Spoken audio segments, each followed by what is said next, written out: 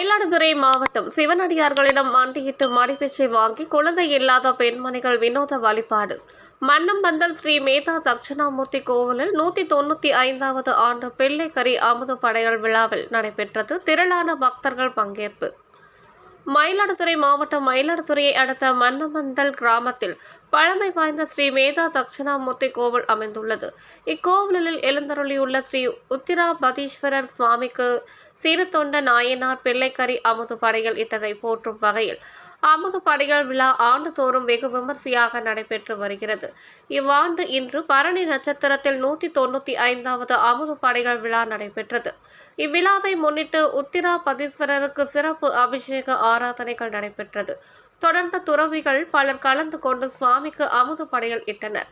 இதில் கலந்து கொண்ட வரிசையாக அமர்ந்திருந்த சிவனடியார்களிடம் மண்டியிட்டபடி மடிப்பிச்சை வாங்கி அந்த உணவை உண்டால் குழந்தை பாக்கியம், நோயில்லா வாழ்வு உள்ளிட்ட சகல ஐஸ்வர்யங்களையும் பெறுவார்கள் என கூறப்படுகிறது. ஏராளமான பெண்கள் மடிப்பிச்சை வாங்கி வினோத வழிபாடு மேற்கொண்டனர். இவ்விழாவில் ஆயிரக்கணக்கான பக்தர்கள் கலந்து கொண்டு உத்திராபதீஸ்வரரை தரிசனம் செய்தனர்.